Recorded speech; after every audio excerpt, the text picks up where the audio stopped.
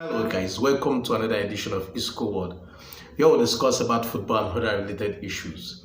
In today's video, we'll be discussing about the FA Community Shield between Arsenal and Man City that ended 4-1 penalty shootouts in favor of Arsenal.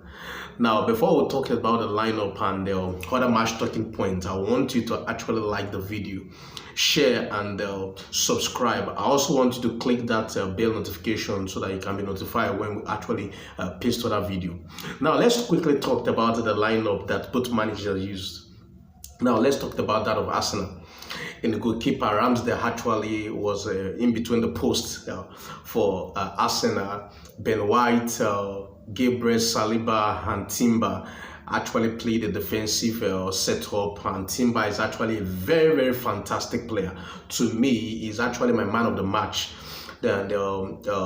Rice and Thomas Partey, they were actually handling the defensive midfield, and the attacking phase consists of Martinelli, Hodiga, Saka and Kai Havertz. I believe Arsenal, they were able to see the problem Chelsea had with Kai Havertz, because this lad, you just can't really understand which position is best suitable for him, but we'll get back to him later.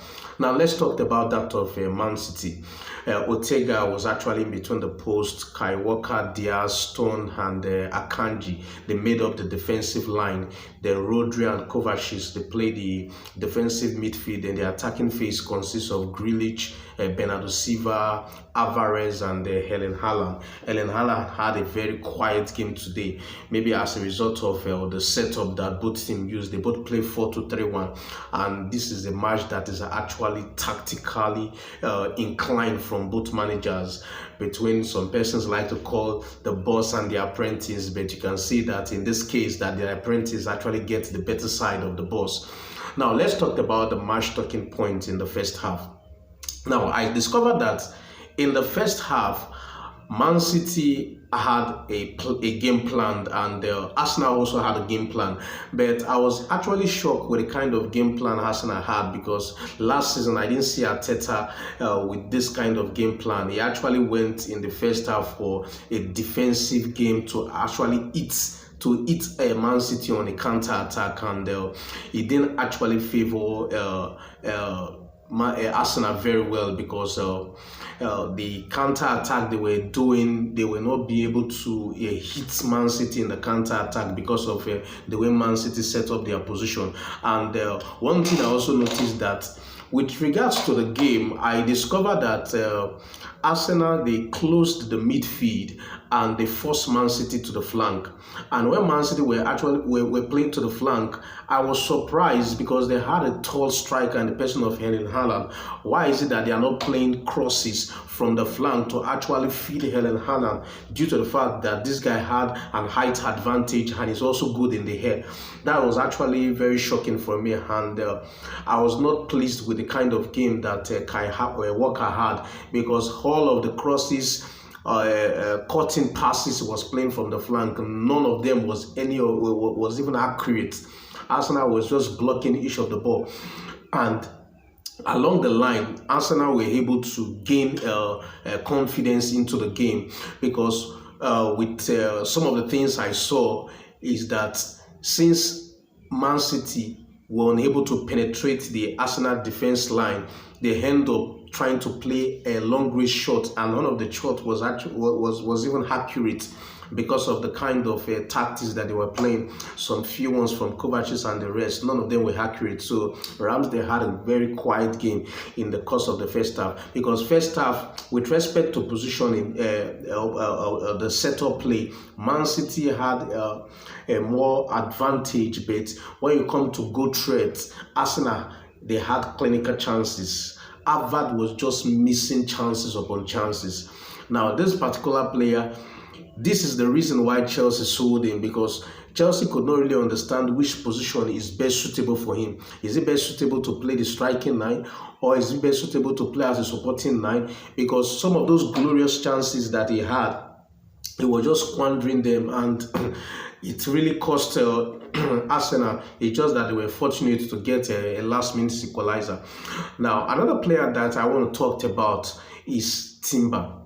This is a fantastic player Arsenal had. He ensured that the left back was secured. Nobody passed him.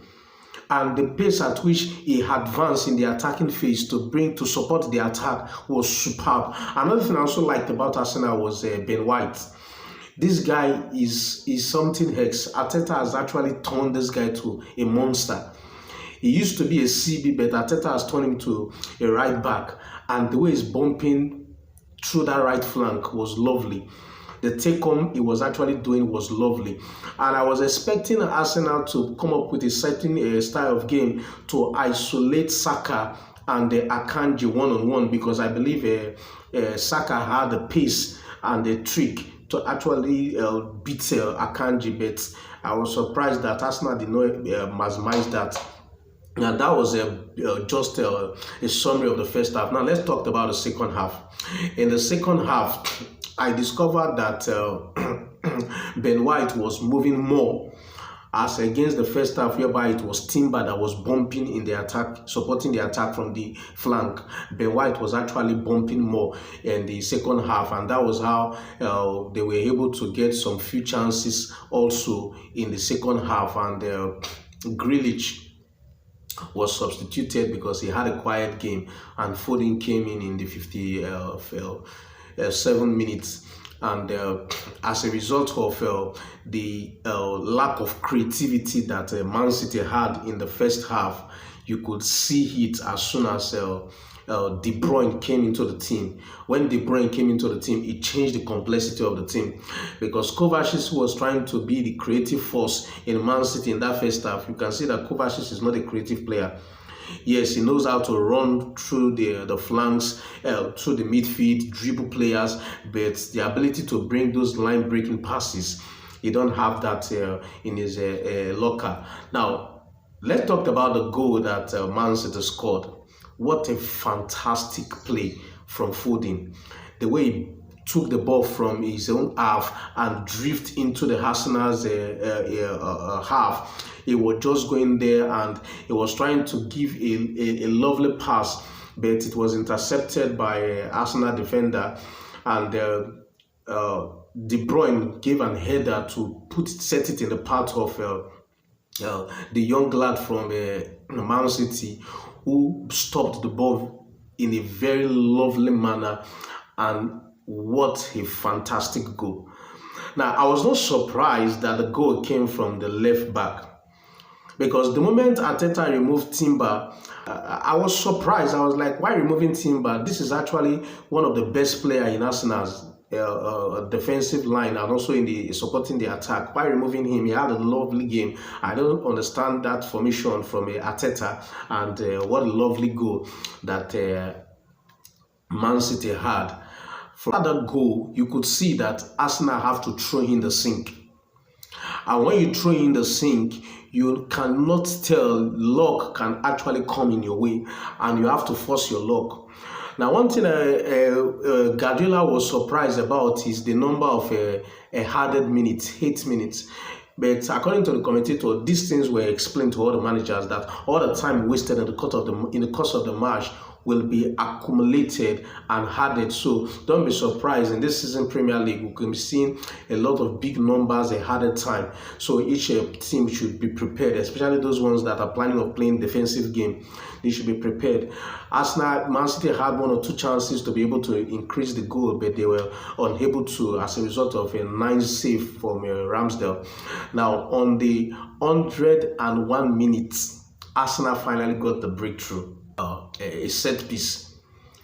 Now the set piece came, and Man City were trying to defend the set piece, but they were so unfortunate that as a result of a shot from outside the 18 that was deflected from Akanji, Arsenal got the goal. And it was actually a pleasing one, because both teams they both set up themselves that each of them had the tendency to actually win this game. But kudos to them. It went to a penalty, and penalty is some call it a game of luck, and which, yes, It's rightly so, but Arsenal, they were able to do justice to their penalties. You know, in the course of their last match, preseason game they had against Monaco, they won that as a result of a penalty, and this actually favored Arsenal in this scenario as well.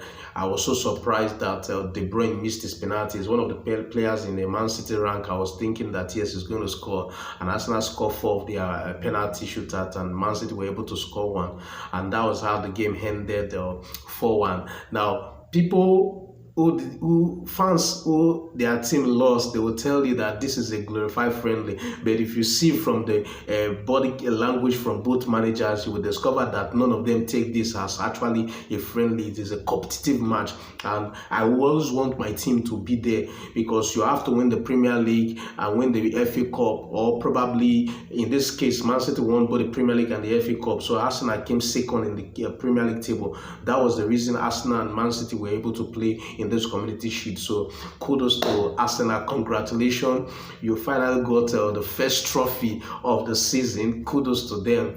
We'll see what they can be able to do when the season finally kick off. But Timber is actually, to me, my man of the match. I want Arsenal fans to drop their comments in the comment section to tell me how well they think that their team can actually go in the course of this Premier League. Can this Community Shield they win be the driving force that will actually push them to be able to win the Premier League? We will see as time goes. Come on, let's go!